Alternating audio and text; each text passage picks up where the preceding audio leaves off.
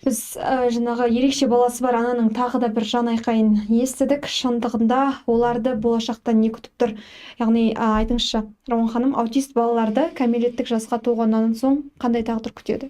Ой, Ұлжан ханым, сіз бүгін бүкіл өзекті мәселені жинап осы бір эфирде айтып қамту шындығы керек, өте қиын, бірақ тырысып көрейін.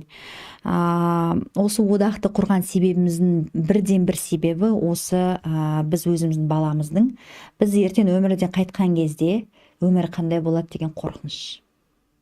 Шын. Бұрынғы заманнан бұндай балалар есейген кезде кәдімгі интернаттарға төрт қабырғада жабылып отырады. Сол себепті де біздің елде мұнша мүгедектер бар деп сенбейді ешкім. Неге? Өйткені олар жабық жерлерде орналастырылған. Психдиспансерлерде, арнайы интернаттарда. Олар былай ортада жүрмейді, өйткені біздің орта дайын емес сондайға. Біздің ортада бірінші инфрақұрылым жетіспейді. Олардың еркін жүріп тұруына. Екінші, бізде әлеуметтен, жаңағы қоғамнан буллинг бар. Адамдардан буллинг бар, кәдімгі стигма бар. Бір жұқпалы сияқты көреді ондай балаларды. Ал шетелде ондай балалар көп, ондай адамдар көп. Неге? Өйткені оларда жағдайдың бәрі жасалынған. Енді жаңағы біз кеткеннен кейін ол бала, үлкен баламыздың жаңағы ақаулығы жоқ. Сол баланың арқасына ол неге міндеттелу керек? Үлкен баланың өзінің тағдыры бар, өзінің өмірі бар. Ол жүктелмеу керек міндет болып. Біз не болса да барымызды салып, бар мүмкіндікті жасауымыз керекпіз. Соның ішінде ең бірінші осындай балалар тәрбиелеп отырған ата-аналардың қаржылай жағдайын жасау, жұмысқа орналастыру, біліктілігін арту, білім беру. Өйткені қазіргі таңда айтады ғой, ресурсты ата-ана, ресурсты бала. Егер қаржылай тұрақты, ертеңгі күнге сенетін ата-ана ғана, отбасы ғана дұрыс жағдай жасай алады баласына.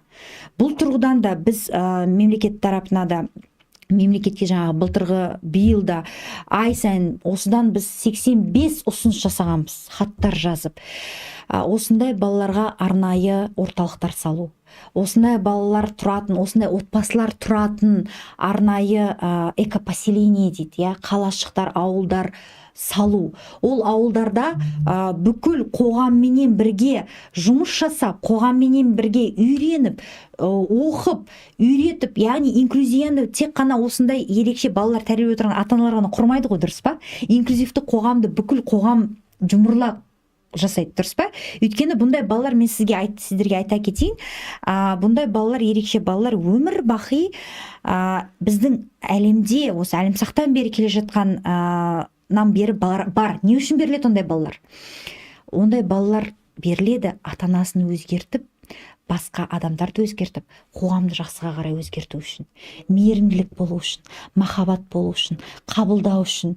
Яғни ешқандай мәселесі жоқ, проблемасы жоқ, денсаулығында проблемасы жоқ, қаржылай проблемасы жоқ. Адамдар тек қана қара басын ғана ойлап, маған бере деп потребительский состояниеде өмір сүрмей, менің көмегіме мұқтаж адамдарға мен қалай көмектесе алам деп санасын оятып, жүрегінде мейірім, иманын ояту үшін беріледі ондай балалар.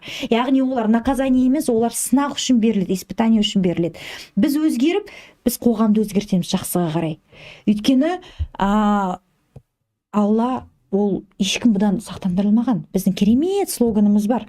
Әсіресе сырттай мүгедектігі көрінетін балаларды қоғамда айбай анан түрін қараш, жақындамаш, ата-ана тарапынан буллинг, педагогтар тарапынан буллинг, туыстар тарапынан буллинг, стигма, бөлектейді.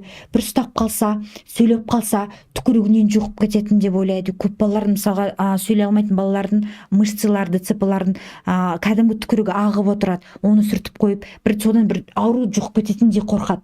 Біздің слоганымыз: ерекше ақаулығы бар балалар жұқпалы емес, қорқынышты емес, және бұдан ешкім сақтандырылмаған. Біздің диагнозымыз да сол.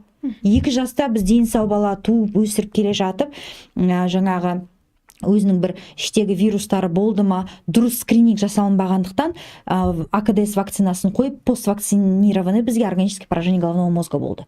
Адам келе жатып, машина қағып, аяғынан айырылып, бала мысалға мүгедектік арбасына отыраттағы міне мүгедек, яғни одан ешкім сақтандырылмаған. Бұл тұрғыда айтып жеткім келетін менің арманым, әрбір адам маяхата с краю деп, жаңағы менің басыма тумайды бұл, маған ешқашан ондай болмайды, бұл менің мәселем емес деп сырып қойып бейжай қарамау керек. Әрбір адам ойлану керек, не үшін, қалай мен көмектесе аламын. Жұмырылып көтерген жүк жеңіл болады, көп түкірген көл болады. Осы нәрсені айтып, таратып, инклюзияны дамыту, мен ойлаймын, әр адамның бұл міндеті, парызы. Жауабыңызға рахмет. Келесі кезекті пікірге берсек.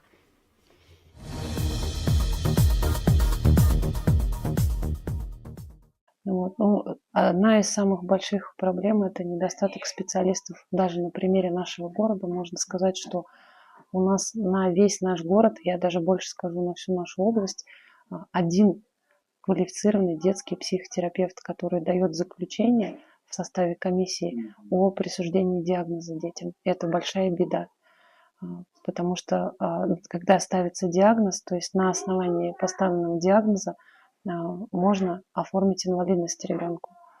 И имея только одного специалиста, вы можете понять, что многие родители, они годами не могут оформить инвалидность, соответственно, они теряют и в средствах, и в возможностях. Есть проблема в том, что отменяются многие положения.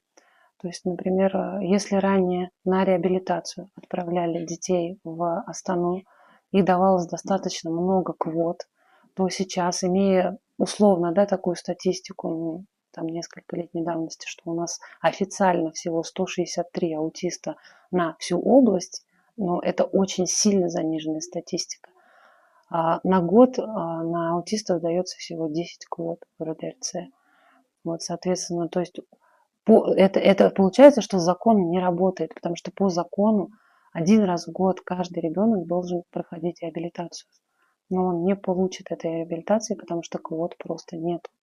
Нет, эта квота именно идет на Уральск. Да, на Уральск. Да. Возможно, там по области еще какие-то дополнительные, но это именно касаемо одного центра. Когда разговариваешь с родителями, некоторые родители детей именно с аутизмом, они по 5 лет добиваются этих квот. Это то, что они недополучают. Самая основная проблема – то, что растет количество детей с заболеваниями. Это дети с аутизмом, дети с расстройством аутистического спектра, детский церебральный паралич, синдром Дауна. Таких детей нужно создавать отдельную, даже не то, что отдельную инфраструктуру, то есть отдельные профессии, чтобы в будущем они могли себя реализовать. Вот, и отдельные возможности для таких детей. Потому что на самом деле многие из этих детей не очень талантливы.